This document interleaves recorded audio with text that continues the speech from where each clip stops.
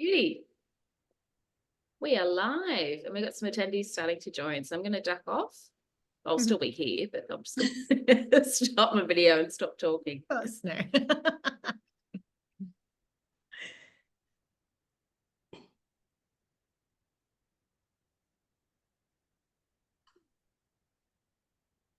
Can't believe it's already the 7th of March. Mm-hmm. It's like this year's just flown by already. That's what everyone's been saying to me, that they've had like a real hard and fast start to the year. That's what I've been hearing. January felt really long, and then February didn't happen. Now it's March and you're just like, what? Yeah. Trying to pack up my house, which is challenging. Just writing a hello everyone.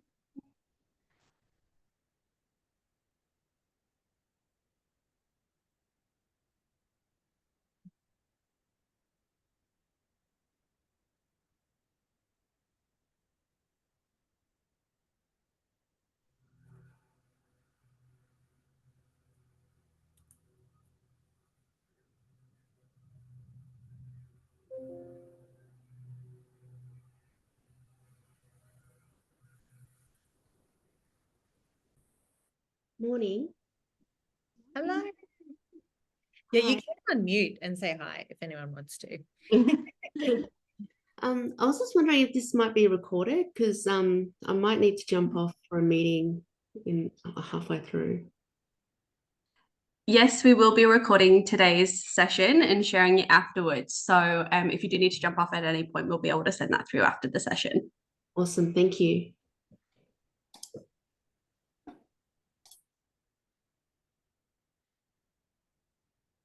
Morning. Morning, everyone. Hello.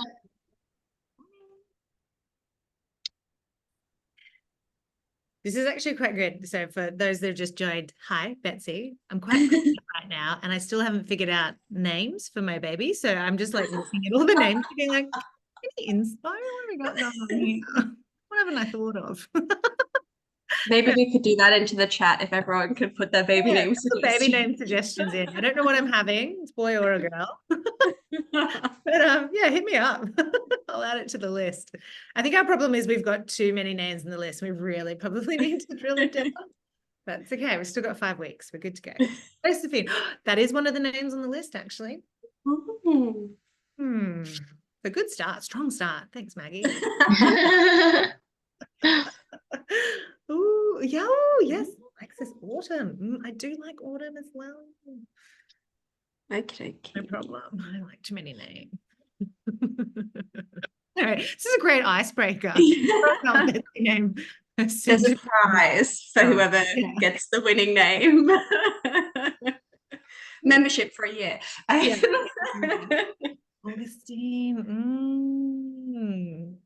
We actually had August on the list, Maggie. There's so many of them are coming up, which is actually good. But yeah, but then Augustine, nice and femme. Because I think could go either way, August. Boy or girl. Okay. Well, I might kick things off, but keep putting your suggestions in as we go. If anything comes to mind, we'll definitely be able to review at the end. Thank you everyone for joining us this morning, and we're super excited for today's session. I will begin today by acknowledging the traditional custodians of the land which I am emceeing this webinar from today, and pay my respects to their elders past and present. I extend that respect to the Aboriginal and Torres Strait Islander peoples participating in this session today. So quickly, I'll introduce myself. I'm Jenny. I am MC and supporting Betsy on the call this morning. So I will be able to help out with any questions, queries, or anything into the side chat. And we've also got Amy in the background as well helping. So if there's any technical issues, please sing out and we will do our best to help with those.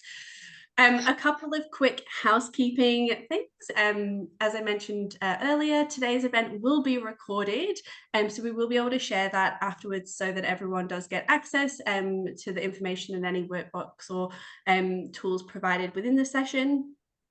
Please feel free to put any questions or comments in the chat as we go. As I said, we will endeavour to answer as many of those as possible throughout, and we will have a Q&A session at the end. So if you want, you'll also get the opportunity then. And I think it goes without saying, but we would love people to be as open and honest as possible. The more you put into the session, the more you get out of it. And we'd really love you to walk away with some great insights and tools to help you going forward. So as you will hopefully know, today's session is Let's Get Financially Fit. And I'll hand over to Betsy to introduce herself and the session now. Thank you so much. And thanks to everyone for joining. I love this. I feel like a financial fitness session really ties in with the International Women's Day theme of this year, which is count her in, invest in women, and celebrate progress, or accelerate progress. So today's session's we're really just covering like all the different ways that you can put small practices, little steps, little things that you do all the time in place to really support your financial well-being, because it is my opinion that until women have financial equality with men, we won't have general equality with men, because money is a tool that gives us so much choice and so much freedom and agency over our lives, but also the world that we live in. There is so much power in your purse in terms of the kinds of businesses you support, the companies that you invest in, the causes that you can champion. So nothing bad happens when ladies have more money. That's my opinion. So that's what we're diving into today. Now, hitting too many buttons too quickly. Before we do dive into that, I just want to remind everyone that the information that I will be talking to today is general in nature. I am a licensed financial wellness coach and can give general advice, but in the context of a webinar, I do not know what your individual circumstances, goals, and aspirations are. So if you do hear something that you're like, ooh, tip, Betsy, I'm going to go do that. Just make sure that it is appropriate for your goals, your personal circumstances. And if you're not sure, get advice from a suitably qualified professional. Okay, so let me introduce myself. I'm Betsy. I'm a financial wellness coach, aka your personal cheerleader for financial well-being. My background has been working in financial services for about 15 years now.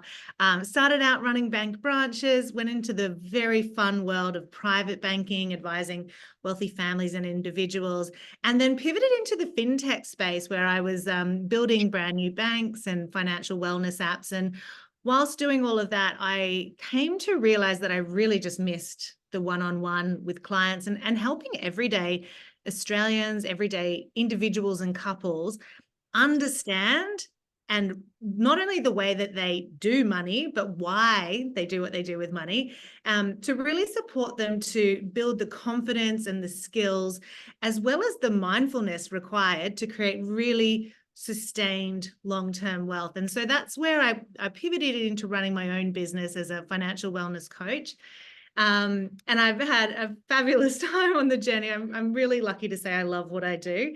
And in addition to doing that, I do a lot of different financial commentator work with shows like The Project and The Morning Show and Your Money, Your Life, and speak on a number of podcasts because I just love talking about financial well-being, basically. In a few little other areas, I've put up some fun facts as well, just to put a little bit more flavor behind the credentials. Who knows who Scott Pape is? Because, by the way, pop comments in the chat today. Thanks, everyone, for the name suggestions. Very helpful. Rare Bebe. But yeah, Scott Pape, he's my celebrity crush, also known as the Barefoot Investor, which sounds like pretty obvious for a finance chick to have a crush on the Barefoot Investor. But this has been a long-standing crush. He came to university when I was like 19 and was talking to us about superannuation and how to have a bougie retirement. And basically, it really just came down to he had blonde hair.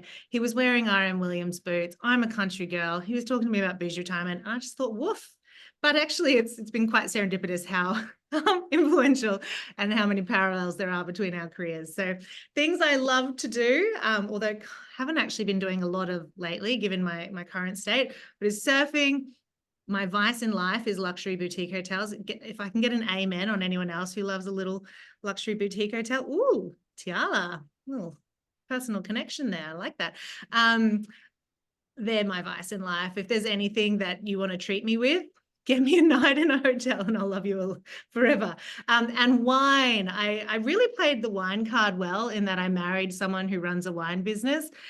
So well done me, although have not been able to indulge for the last 9 months, but am very much looking forward to that first glass of champagne once baby is earthside.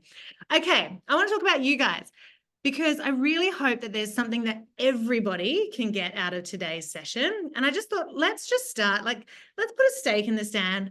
Where are you now on your financial well-being journey? Are you, when it comes to managing your money, are you like, number 1, Betsy, send help. 2, I save some, spend the rest. 3, we're doing okay. 4, I'm pretty on it, like we're doing good. Or 5, I am the money king or queen. Where are you? We got some good, get 3s, lots of 2s. Feels like a 1, but I'm somewhere between a 2 and 3. I know we're so hard on ourselves. 1s, 2s, 3s, beautiful. Any 4s and 5s in the crowd? Like, own it. If you are practicing financial well-being, yes, Jessie, I want you to claim it loud and proud today. Okay, guys, thank you so much for the participation. There's nothing worse when you ask a question and no one responds. So really appreciate your engagement. And please, everyone, if you've got questions while we're going through, pop them in the chat. I'll try and answer them as we go along as well. Okay. Now, why do we want to talk about financial well-being? Well, first of all, it's my favorite form of self-care. Sorry, I'm not nailing my transitions between slides. When we have financial well-being, it dramatically improves our quality of life. So, we have a lot of focus on prioritizing our mental health, our physical health, our environmental and all of that. But honestly, you can eat all the salads and meditate and do all the yoga you like, but if your finances are in a mess, you are not going to be feeling well. You're going to be stressed out. So really, I want to encourage you, if you don't do it already, incorporate a financial well-being practice into your general self-care practice. That is my request of everyone here today. And the good news is, and contrary to what financial services may lead you to believe, you do not need to be a genius to achieve financial well-being. You don't need a degree in finance. You don't need to be the Wolf of George Street or anything crazy like that. You just need to have a really basic math understanding. So if you got through grade 5 math, you've got all the smarts within you to practice financial well-being and really create a lot of choice and flexibility and freedom in your life. The benefit of this is that it prepares you for life's curveballs, because life does like to throw us a few curveballs. The other week I had a unplanned medical procedure, and I busted the tire because I drove over like a screw on the road, and they were not expenses that were on my vision board for that week, no, but I had the emergency savings in place and I could just handle it, and it didn't throw out the rest of my week. It didn't disrupt my financial goals, and that's the beauty of having good, sound financial well-being practices. I've already said it allows you to create a life that you feel really excited about, that gives you freedom, purpose, prosperity, and allows you to support the causes that you care about most. Now, it is International Women's Day tomorrow. Maybe we should just change it to International Women's Week, because there's so many events. I'm here for it. But it is International Women's Day tomorrow. So let's just talk a little bit around why women in particular face a number of challenges when it comes to creating their own financial well-being, because our lives are a little bit more unique and there are additional challenges that we face. So number 1 is our careers get disrupted because of primary caregiving roles and responsibilities. And I think one of the things that I've observed is that it's not just about women being expected to provide the care, but also men being expected not to, and almost prevented from it in some situations. So, this really prevents workforce participation. This contributes to the gender pay gap, and then it creates that gender wealth gap where we see women earning on average $1 million less throughout their career than their male counterparts. Make that 2 if you have children, which means we're retiring with less money. This is problematic because we live longer. So we need that money to go further, and we're starting out with a smaller pot. Plus, our health is a little bit more complicated. So more than anything, it's important for women to be financially engaged so that they can make the most out of their money and be making proactive and empowered choices to mitigate some of these challenges that we face. The good news is that when women have money, nothing bad happens. We tend to spend more on our loved ones and caring for our families. We tend to be more focused on supporting our communities and the general economy. On average, we give more to charities, and we tend to be more conscious investors, supporting things like ethical investments to help really shape the world that we live in. So I'm all for the ladies having more money. And look, if there was any reason to practice financial well-being, it's that I just don't want you to work for 40 years and only have shoes, cars, and clothes to show for it. I want you to be enjoying all of your life, including your retirement, and having the agency to create the life that you feel really excited about. So often when we think about finances, we think about getting out a spreadsheet, maybe considering some investment options, consolidating debt, all those things. But that is not the place to begin when it comes to your financial well-being practice. The place to begin is figuring out, what do you want? And it's so funny. I ask clients this all the time, and it often just has a really big pause because sometimes we don't really prioritize actually just mapping out, like, what is all this work and toil for? What is it that we're actually trying to achieve? And are the actions that we're taking today aligned to that? So when it comes to your financial well-being practice, starting and setting some goals is the place to begin, because the practices, the strategies, and everything will be directed and driven by these goals. And that'll help you know whether what you're doing is the right thing for you personally, for your personal financial situation. So start with your goals.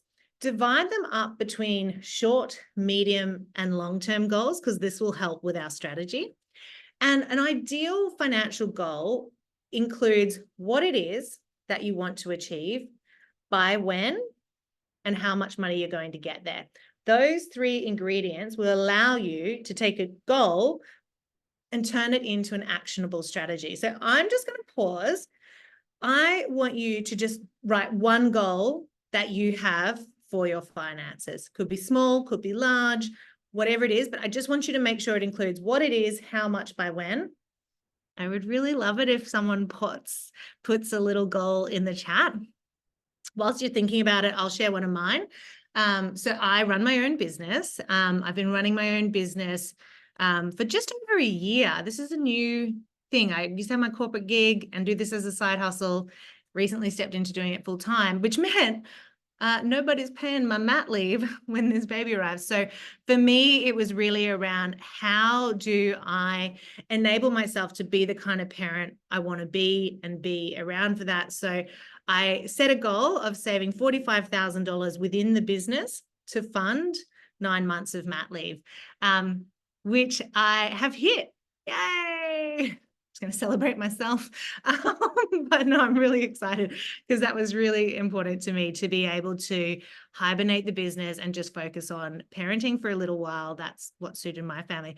Maggie, legend, 20K to take the family to Europe for a holiday by September next year. Yes, I love that, because there's this great little tool on the moneysmart.gov.au website where you can put in, I want to save 20K by, what's that going to be? That's about 18 months time. In 18 months, the interest rate on my savings account is this. My starting balance is, let's say, 0. How much do I need to be putting away in order to make that happen? It'll be around $1,000 and maybe $100, rough guess. But they'll do the math for you. And that's when you can start taking something and turning it in from a goal into a strategy. Yes, Amy, she wants to have some savings in place by December.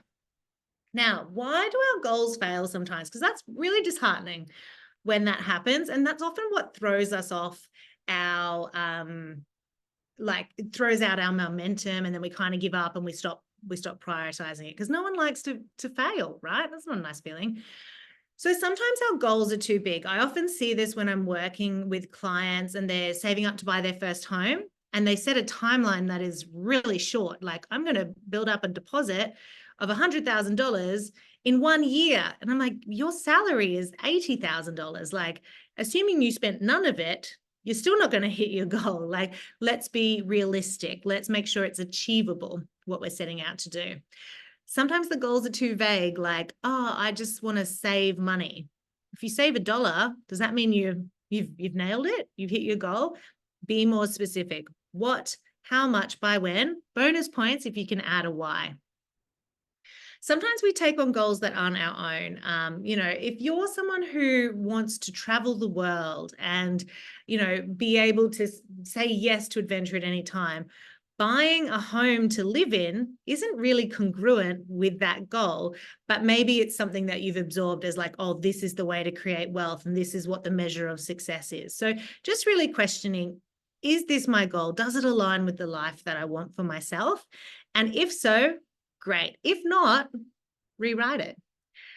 We give up too early, and often this is because we don't have a system in place to support us to achieve our goal. And this is where converting the goal into a strategy and then setting up our bank accounts to support the everyday actions to get to our goal is super, super important. Okay. Now, my husband often accuses me of being a backseat driver because I always like to know where we're going and what's coming up next. So for anyone who is a little bit like me and likes to know what's coming up next, I've included a little bit of a roadmap for today's adventure. This is our financially fit checklist. It covers everything that we're going to be going through. And I think actually this might be a nice opportunity for me to define what is financial well-being. Like, do you have to be Kardashian rich to have financial well-being? Where do we draw a line in the sand? So there's 3 things that I say indicate you have financial well-being. And if you can say yes to these 3 things, hand out, bend your elbow, pat yourself on the back. If you can't say yes to all 3 of them, that is okay. This gives you some clues, however, about where you might need to be focusing your attention with your finances. So, number 1, do you have enough money to meet your day-to-day needs? So, of the income that you earn, is there sufficient funds to cover your everyday living expenses? If you can say yes to that, excellent. Stage 1. Stage 2, have you got money set aside to withstand a financial shock? So this is the unexpected, that if you lost your job, if someone got sick, if you had a bill come in suddenly, there is money allocated to just handling it, and this is emergency savings. And we'll talk a little bit about this in more detail, but 2 out of 3 Australians cannot find $500 in an emergency, meaning that there is a lot of financially vulnerable people out there. So having money set aside to do that, that's step 2. Step 3 is that you are actively contributing funds toward a long-term goal or toward a goal. Could be short-term, that's okay. If you can say, yeah, I'm meeting my day-to-day needs. Yes, I have funds set aside to handle life surprises. And yes, I'm putting money towards my long-term goals. Congratulations, my friend. You have financial well-being. Okay, so money mindset. Money mindset can sometimes sound a little bit woo-woo. Everyone's like, isn't money just about maths and dollars and logic and sense? And no, because the way that we think about money and feel about money drives our behaviors. Our behaviors drive our financial outcomes. So if you were to think about your finances as a house, then your money mindset is the foundation on which your financial house was built. And just like a regular house, you need a strong foundation to ensure that this house is solid and resilient and can withstand all the different weather of life. So a money mindset is the unique thoughts, feelings, and behaviors that we hold to be true about money and how it works in the world. Now, what's really interesting and slightly alarming if you're a parent is that our money mindset, according to research from Oxford University, is largely established by the age of 7 years old. I don't know about you guys, but 7-year-old Betsy did not know what was up when it came to money, investing, or, taxes. Like, that was not on my radar.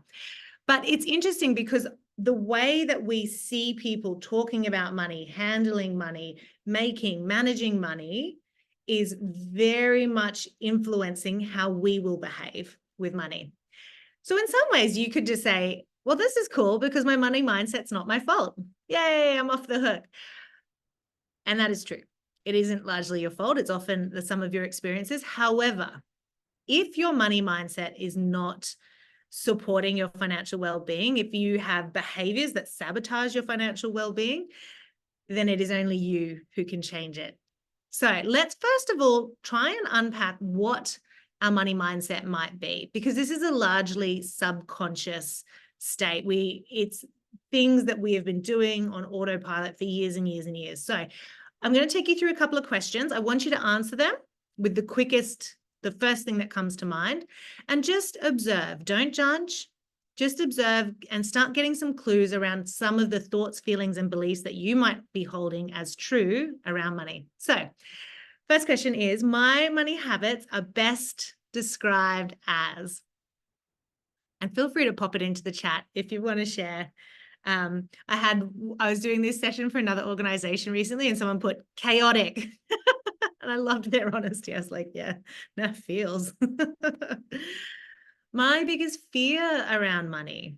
I'll tell you mine is being trapped around money, like not being able to get out of a situation or change my reality because of financial factors. Love it. Palatable, hopeless, never enough. Yes, pretty good, but I love to spend. Thanks everyone for sharing this. I love everyone's engagement and vulnerability. What does money symbolize to you? That can be a really revealing thing. What does it symbolize to you? Comfort, security. Yes, for me, it's freedom and choice, financial independence, need. Love it, guys. Beautiful. If you made more money, you would. What would you do? This is a really interesting one. I've got this exercise I do with clients often around you win a lottery ticket, and I take you through like a series of questions of like, how much is it? How much do you live off? How does your life change? What do you use the money to do? How do you invest it? Do you tell people?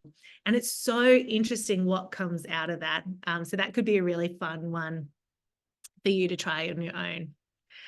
Hire a cleaner. Oh, that's like an essential spend for me. I'm with you, gal. I'm just like, someone make my life easier. Thank you. Money well spent. Okay, people who have lots of money are. This is also interesting because this often tells us around our attitudes to money and wealth. Sometimes we think people with lots of money are better than us. Sometimes we think they are dodgy and probably had to do something bad in order to get there. Sometimes we think that, yeah, lucky is a common one. It's just really interesting. People with more money eat more lobster. Possibly. I love that one. Okay, talking about money with friends makes me. Is it something we find easy, comfortable, uncomfortable? Feel lacking, yeah. And it's really common to feel like everyone else gets money and like understands it and knows what to do, and we're the only one. It often feels very personally like unique to us. But let me tell you, I think because of the lack of education and good role modeling in this area, most of us feel a little bit out of our depth when it comes to talking about money. That doesn't have to be our reality though. And I really hope today will be a step towards making you feel more confident and excited and empowered when it comes to talking about money. And like I said, a healthy money mindset is the foundations of good money behaviors and habits. So really spending some time understanding and identifying what is our money mindset, amplifying what's good about our money mindset, what's helping us, what's supporting our financial well-being, and then what is hindering us. What's stopping us from learning about money? What's stopping us from achieving our financial goals? And how is our mindset influencing that can be a really important first step in changing the trajectory of your financial future. Okay, now, if you would like to go a little bit deeper on your money mindset, I do have a quiz available online. You're most welcome to scan the QR code and take it later. And that will just give you a little bit more insight to some of your dominant money patterns and behaviors. Was that enough time? Let me just go back. I'll just give it one more minute.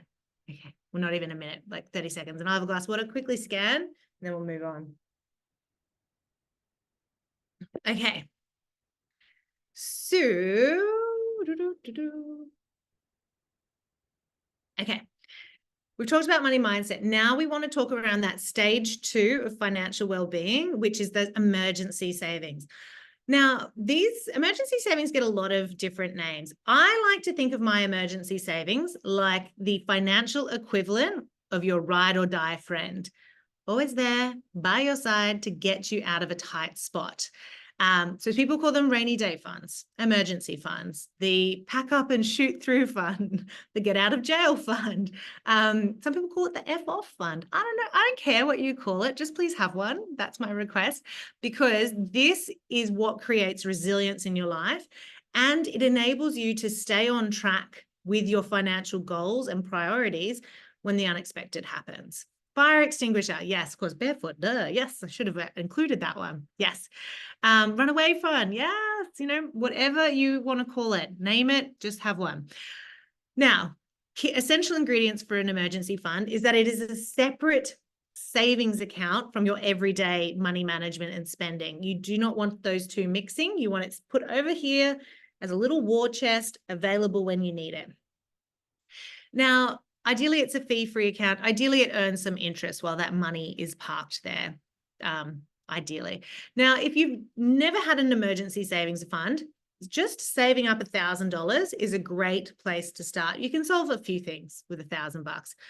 Ideally, the gold standard is that you put aside 3 to 6 months worth of living expenses in emergency savings, sitting in cash, readily available. So if it costs you $5,000 a month to pay your bills, to live your life, then you want to be aiming for $15,000 to $30,000 in emergency savings. That is the math. And the reason we say 3 to 6 months is that some things take longer to solve, and you don't want financial pressures forcing you to make less than ideal decisions because you don't have any other choice. So, you know, if it's finding a new job, that might take 3 months, it might take 6 months, or if you've been sick or something like that. So that's why we say 3 to 6 months of expenses. Now, one of the things that derails us financially is that we don't have a good system in place for managing our money. Now, one of the biggest things that I see happen is that everything is in the one account, and then we're doing heaps of mental arithmetic and creating a lot of cognitive load trying to keep track of things, and it makes it really hard, and we just kind of give up and we fly by the seat of our pants. No, you're better than this. Create a system that supports your everyday spending, covering your bills, having emergency savings, and working towards those long-term goals. And a great start for this is actually separating your money into different little pots. Now, there's no hard and fast rule around how many accounts or pots or what structure works for you, but segregating them into different accounts for different purposes is really powerful. Some that you might like to consider is having an account that takes care of your fixed recurring expenses. I call this the financially adulting account. And this is the one where it's money set aside to cover those regular recurring bills, like your rent, like utility bills, like memberships and subscriptions. It could also include your groceries, although a lot of my clients tend to have a separate account for groceries because that one can fluctuate a bit, but up to you. You want it to be a transaction account that has a debit card linked to it so that you can set up regular direct debits and make payments out of it. The second account that you want to think about opening or setting up, again, is what I like to call the fun money account. And this is funds set aside to cover the flexible expenses. So typically this might be holidays, brunches, going out, clothes, self-care, anything that can be a bit more variable, but is important to you as well. And again, you want a transaction account so that you can make payments out of that. But you don't want the fun money to be mixed with the bills because you don't want to accidentally overspend and not have money available to pay the bills. Okay, I'm going to skip over to the emergency savings because I want you to have your emergency savings in place before you start working on goals so that you have financial security and resilience. But once that one is all nicely topped up, then start working on those goals, whether that's saving money for something in the short term, that's going to happen in the next 0 to 3 years, or maybe that's putting money in investments for goals that you have that are a little bit more longer term, 4, 5, 6, 7+ years away. If it's a savings account, always look for an account that has low fees, ideally no fees, and has interest being paid. Now, have a look at how they pay interest. Often it might be an introductory period where you get a really high interest rate, but only for the first 4 months and then it drops off. Or you might have one where you get bonus interest when you meet certain criteria, like making a deposit in the account. Have a good look at that. Like, I can't tell you how often I'm working with clients and I was like, oh, what are you earning on your savings account? And the average interest rate right now is around 4.5%, 5%. It's good money. And they're like, I don't know. I've just had it there for ages. And it's like a savings account, but it's not earning any interest. So that's a really nice little health check that you might want to do today. Okay. So when your income comes in, you work out how much is going to your bills, how much is going to fund money, how much is going to goals or emergency savings, and you automate it. Now, 50-30-20 is a budgeting guide that some people use to kind of, rather than doing an actual spending plan and working out how much needs to go to each account, they kind of just apply a rule of thumb. This rule of thumb can really work, particularly when you're in a stage of life where you don't have a lot of financial responsibilities. Maybe you might be living at home, or you might not have a big mortgage or something like that. What I tend to find, though, for anyone who is renting or has a mortgage in a capital city, the 50% allocation towards bills is not enough. So I do encourage you to create your own spending plan, but if you're just like CBF Betsy, can't be bothered, give me a rule of thumb, 50% of your income goes to bills, 30% goes to having fun, and 20% goes to savings and emergencies. That's a rule of thumb you could consider doing. So if you were earning $5,000 a month, how would you be splitting this? You would be putting $2,500 to bills, $1,500 to fun, and $1,000 towards your future me. Yeah, and simple's okay, Naomi. Like, if you like simple and it works, bueno. Do it, love it, live it, great. And then your emergency savings would be about $12,000, which would represent the 3 months of $4,000 of living expenses.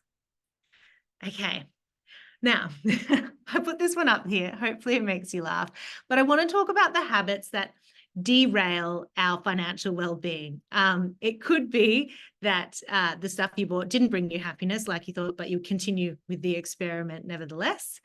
Other things that can really undermine our financial well-being are habits around like catching Ubers, unnecessarily when we could just walk or catch public transport.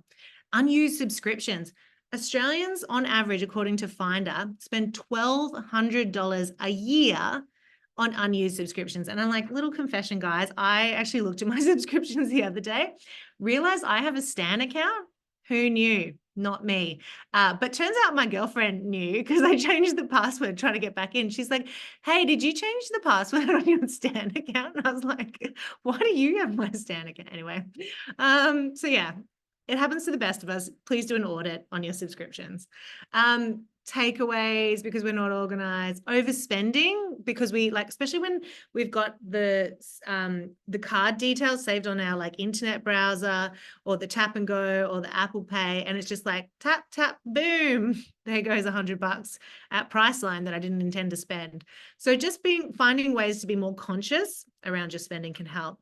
FOMO, that's one that catches a lot of us. The impulse purchases. I remember I'd been at a boozy corporate lunch one day, and then I was walking back to the office, and I walked past Colours and Patty, and they had some beautiful dresses in there. And then lo and behold, I bought myself 2 ball gowns. I had 1 ball to go to, but what was I thinking? Clearly wasn't. Impulse purchase. Not the best decision I've ever made, but hey, it happens. Also things like cigarettes, drugs, gambling can be a big one. I was working with a couple just recently, And the wife was just coming back from maternity leave, and she was like wanting to really get into their finances so they could start nailing their goals. And they went through their purchases for the last 12 months, realized that they had spent $60,000 on online gambling. And they didn't even like think they were big gamblers. It was just like a little punt here and there, $60,000 in a year. So those sports bets and things like that, they make it so easy these days to have a punt. And yeah, you can very quickly rack up a big one. Okay, some tools that can make managing money easier, because like whilst, yeah, you might want to be a spreadsheet warrior, go you, and all power to you. Sometimes it's helpful to have technology do some of the heavy lifting for you. So sometimes having apps like budgeting apps like WeMoney and You Need a Budget and Frollo can be really helpful to give you some quick insights around where your money's going. It can also help you track your budget. Using tools to help you find better shopping deals like Shopfully can be a really great one. Or for the spending that you are going to do anyway, why not get rewarded for it with cashbacks? So we've got Shopback, Cash Rewards, Grow My Money.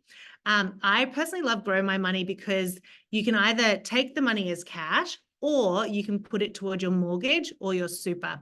And I like the idea of putting it towards a bigger financial goal personally. Okay. So debt is something that we often incur in life. Now, there's good debts and bad debts. How do we know whether we've got one or the other? So good debts is money that we've borrowed to buy something that goes up in value. So typically property, ownership in businesses and companies, so shares, or education, because ideally if we complete the education, we should be able to command a higher salary and earn more money. Those debts tend to be quite inexpensive with an interest rate lower than 10%. And like I said, we've bought something that goes up in value. So it's a good debt. Bad debts. These are the things that we buy that go down in value as soon as we purchase them. So we typically drive it, we went there, we ate it, we drank it, we wore it, we consumed something in some way. And once we purchase it, it goes down in value. And these debts tend to be expensive. They've usually got a high interest rate above 10%. So think personal loans, credit cards, buy now, pay later, that sort of thing. Quick quiz.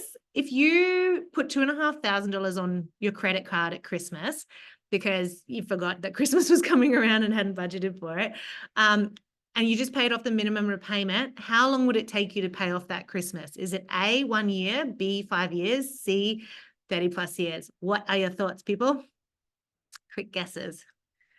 Dun, dun, dun, dun, dun. A, B, C. B, says Tracy. B, B, B, B, B, B, B. It's actually C, 38 years it would take.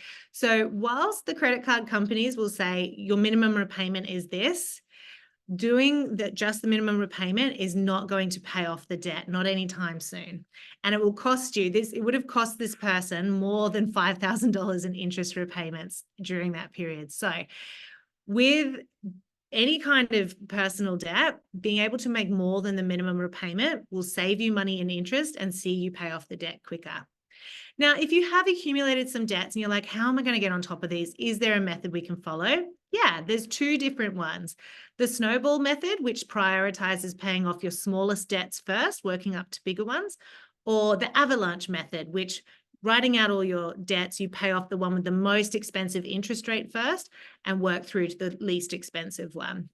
Technically, the avalanche method is more financially efficient, but those that follow the snowball method often gain more momentum because they see themselves paying debts off quicker, and then that motivates them to keep going. So both have their pros and cons.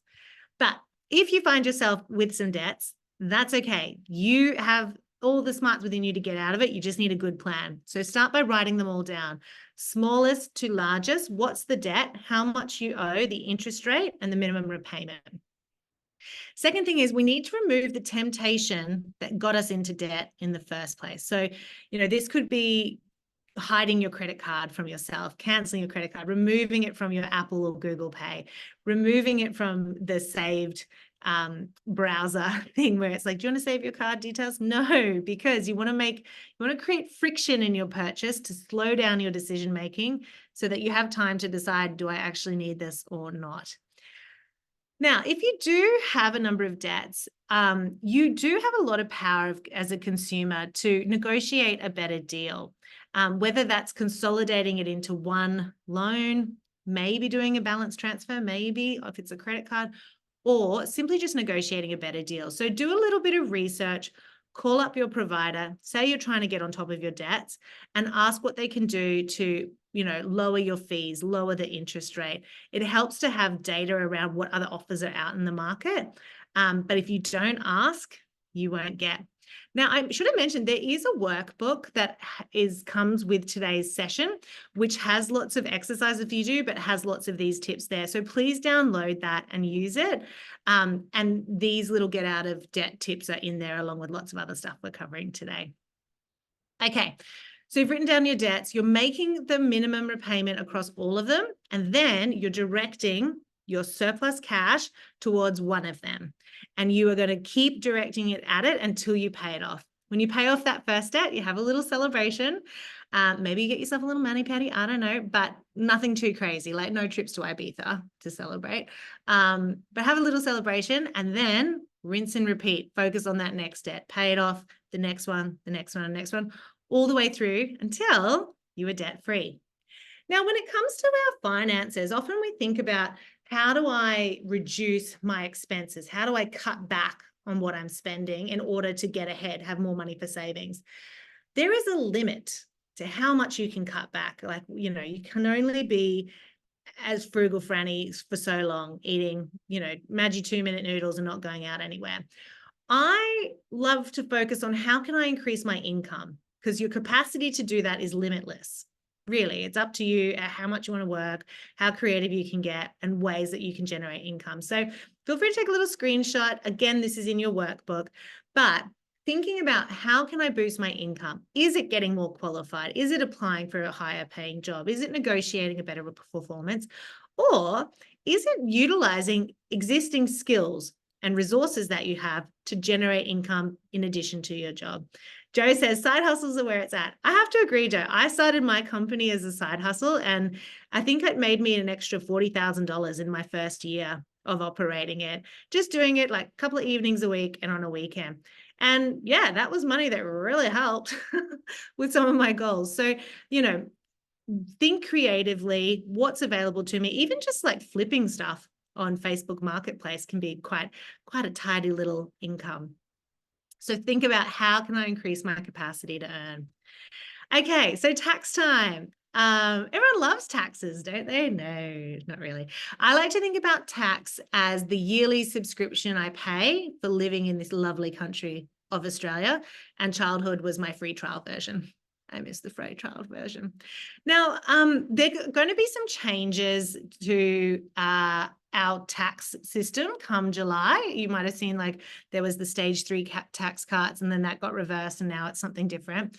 So do have a look at that. But basically, we have a tiered tax system. So as you earn more money, you start paying more taxes. For everyone, the first $18,000 and $18,200 you earn, you don't pay any tax on, which is great.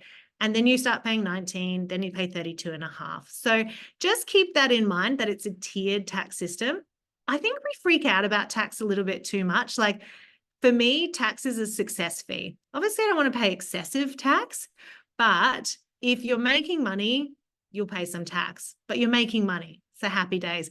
And I've seen way too many clients over my years get so focused on minimizing their tax that they forget to actually make money. And then they go to buy, and I see this with business owners a lot, where they like minimize their income so much to avoid paying tax, but then they can't apply for a home loan because their income looks so low. So it's around getting the balance right. I'm not going to make you do the exercise, but in your workbook, there's a little exercise that helps you figure out how much Sarah's tax would be. But let's just look at, okay, she's earning $95,000. Just tell me, which tax bracket does she fall into? 0, 19, 32.5, 37, 45. Someone just pop the answer in the chat there. Where would she fall? Yay, that's right. 32.5. Beautiful. Okay, how can you legally reduce your tax bill? Because we don't want to pay more tax than we need to, but we also want to make sure we're legally reducing it. So salary sacrificing. So things like foregoing some of your income to pay for things like contributions to super. Maybe you can lease a car.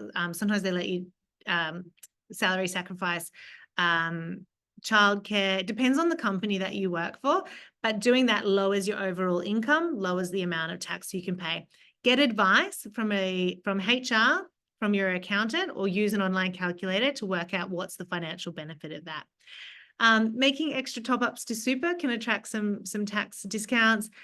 Prepaying expenses, investment expenses, can help you reduce your tax bill. Obviously, talk to your accountant around what are the strategies available for your particular industry. My brother was telling me about how he was claiming all of his sunglasses because he's in construction and works outside. Turns out that's not available to me, being in finance. But yeah, really good one to kind of look at.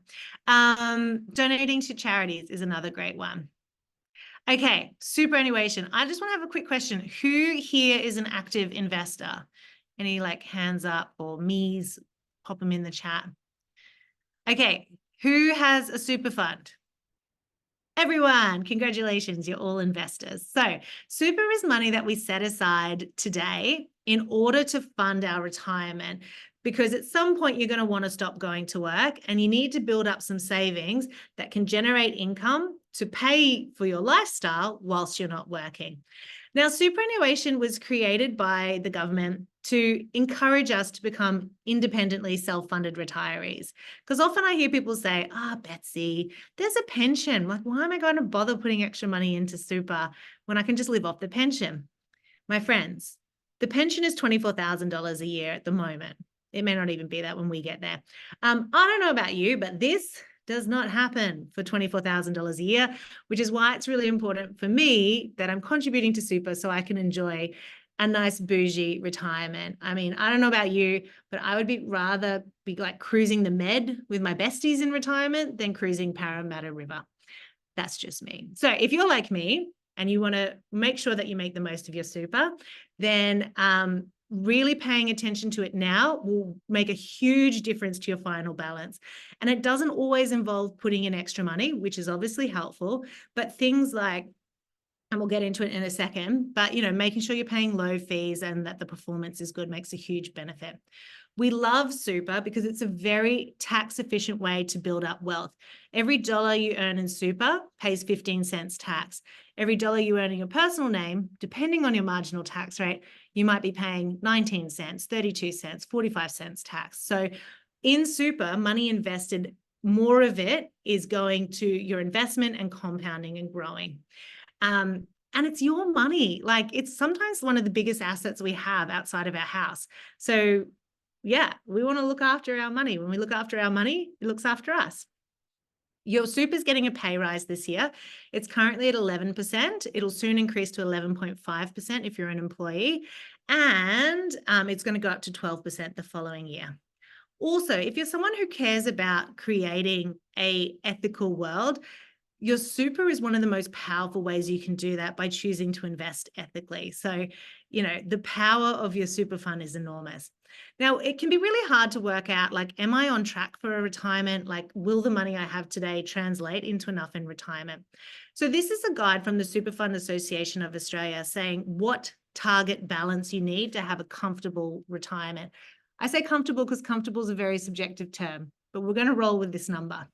Now, if you were on track to have a comfortable retirement, this is the balance that you would need to have today based on your current age.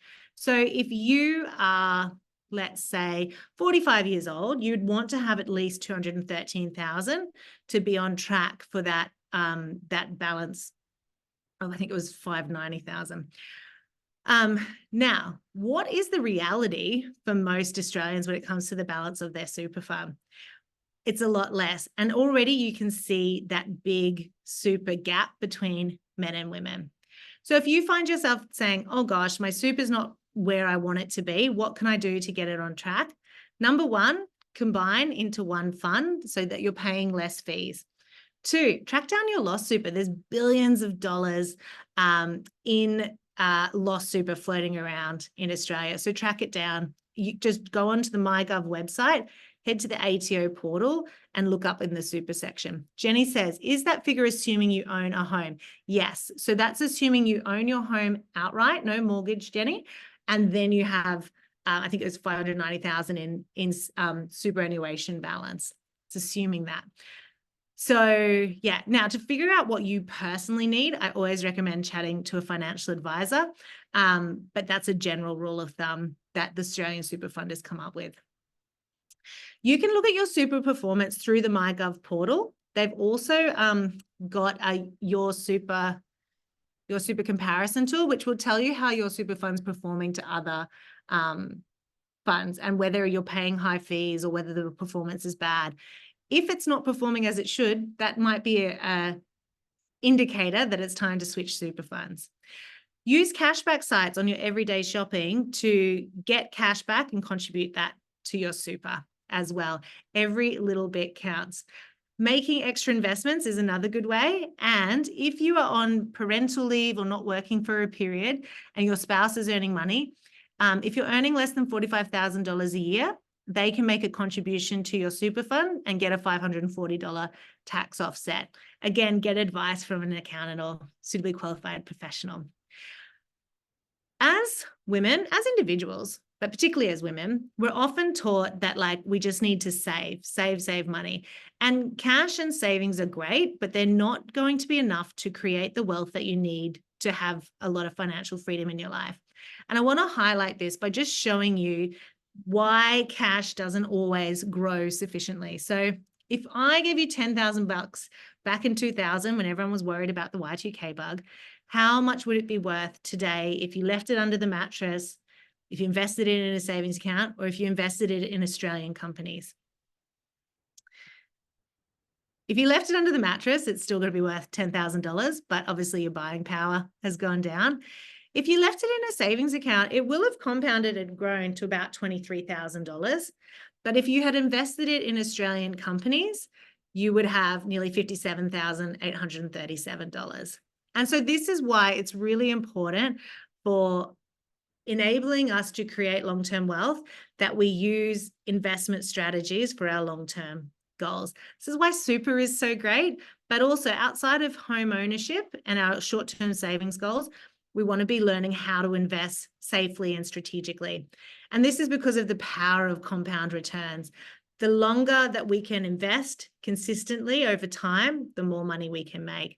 And basically what a compound return is that we invest some money today, it earns a return. Let's say it was 10% and we invested $100. We've now got $110. The key is reinvesting the return, not spending it. And then the next year we're going to earn $11. We add that to the 110, we've got 121. What starts out small compounds and grows over time and becomes a real accelerant of our wealth. Okay, and what does it take to be a millionaire? Well, assuming that you get started today and you're 20 years old and you want to be a millionaire by the time you're 60, you just need to be investing $500 a month and you will be a millionaire in 60 years' time. The shorter your time frame, the more you need to invest. But the long story short here is getting started early means that you only need to do a little bit in order to create really significant wealth. Okay. And then, of course, when you are investing, it's really important that we try and minimize the fees because the fees eat into our returns and inhibit how much money we can create with wealth. And this is highlighted with our three friends, Jess, Holly, and Sarah, who are earning start investing with $5,000. They contribute $100 a month and they do it for 30 years, earning the same return. You'd think that they have the same balance, but Jess is only paying 0.9% in fees. She ends up with $151,000 versus Sarah, who's paying 3% in fees, ends up with basically half at $82,000. So pay attention to your fees. Okay. Last one is that we want to just talk about how to own your home sooner. and how to protect your greatest legacy before we dive into some questions. We might be about 5 minutes over time, so I hope you can stay with me. So home ownership is one of the biggest purchases that you're ever going to make. If you just pay the minimum repayment on your home loan over that 30-year term, you'll pay for your home twice because of the interest. So as much as you can make extra repayments to own your home sooner is going to save you money and see you be debt-free. So whenever you earn a extra bonus, unexpected cash flow windfall, being able to put that into your mortgage will reduce your debt, reduce the amount of time that you are repaying your loan, and save you money in interest. If that's not available to you, simply making your repayments more frequent, doing it fortnightly, will see you pay off your home years sooner than making monthly repayments. Particularly if you just divide your monthly repayment by 2 and pay fortnightly, you'll also make an extra repayment for that year, saving you lots in interest. If you have the savings, rather than having them sitting in a savings account earning interest, which might be, say, 5%, you can link it to your home loan where it's saving interest on your mortgage. So if you've got 50 grand in a savings account and 500,000 as a mortgage, you're only going to be charged interest on the net of 450,000. And this is beneficial because the interest rate on your home loan is higher than what you're earning on the savings account. So you're obviously going to be saving more than you would be earning. And then, of course, if interest rates drop, hopefully later this year, keeping your repayments higher means that you're making extra repayments and paying off that loan sooner, which even a little bit makes a big difference. So in this scenario, I'm just showing you how making an extra repayment of $50 a week on a $500,000 loan would actually cut 4 years and 3 months off the loan. So you'd have it paid off in less than 20, well, just over 25 years. And it would save you about 80 grand in interest. I like those stats. Okay, so quick question to you guys. What is your biggest asset? My last question of the day. What is your biggest asset, apart from your charming personality? Any guesses? Usually people will say the house, but the answer, your knowledge, your health, your mind, I do agree with all those things, but it's actually your ability to earn income is one of them. Because when you think about it, that income that you earn, we might say like, oh, I've only got like a $75,000 salary. It's not really worth a lot. But if you multiply it across the years that you're working, it's actually a significant sum. So if you're 45 and planning to retire at 65, earning $75,000, your income is worth $1.5 million. So protecting your ability to earn income through income protection is really essential to protecting your financial well-being. Other personal insurances that you might want to look at is your total permanent disability, life insurance, which is paid out to your beneficiaries in the event that you die, which is really good for clearing debts or funding education, and then trauma insurance, which is paid out in the event that you're too sick, that you have a traumatic illness and can't attend work. Other ways that you can protect your legacy is by writing a will. 58% of Australians die without a will, which not only compounds the trauma of your loss for your family, but means that they have to then apply to the Supreme Court to prove that they are the beneficiaries and to handle your estate. So do them a favor and write a will. You can write one at the post box with an online service or through a solicitor. If you have more than $500,000 in assets, definitely, and like if there's any complexity, like you own companies, you own property, you're married, maybe you've got a blended family, getting good quality advice on your will from your solicitor is really worth the funds. And then just be mindful that your super doesn't form part of your estate. So you need to tell your super fund where to pay the money in the event that you die. Otherwise, they will decide. So that's right, writing a binding nomination of who you want your super fund to be paid to. You can even just nominate your estate is really, really essential. Okay, guys, to wrap it up, I just want to share some fun tools that money-savvy individuals use. So we talked about budgeting apps to help you have some insights around your spending. WeMoney, Follow, Finder, You Need a Budget. Using cash rewards to get money back on your everyday spending and Grow My Money are great tools. I love Petrol Spy for anyone who has a petrol car or a diesel car for helping me find the cheapest deal on petrol in your area. You just download it. It looks at your location and it tells you where you can find the best price. Money Smart is an amazing government-run website with lots of money tips and tools. They even have a guide on how to financially prepare to buy a puppy, which is super helpful. And no one's trying to sell you anything because it's run by the government. And then, of course, make sure you're interrogating your bills and not paying the lazy tax. There's some great switch and save websites, your comparison websites like Compare the Market, Finder, and then even government-run ones like Energy Made Easy. Okay. For those that were able to stay on, thank you so much. I'd love to hear what was your biggest takeaway. And if you have any questions, please pop them on because I can stay online and answer them for you now. 5 minutes over. Sorry, team.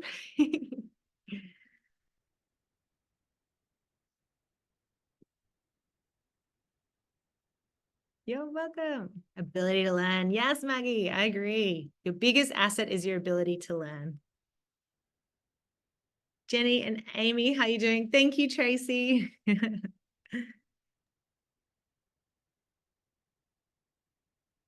And if anyone would like to keep in touch with me, I'll just put up how you can find me. Whoops, when I hit the right button. Oh no, I think I took it out. Okay, don't worry. The ladies will send around my contact. If you need some personal coaching as a couple or an individual, please feel free to reach out. And I also have a financial wellness course that you can take if you want to increase those money management skills as well.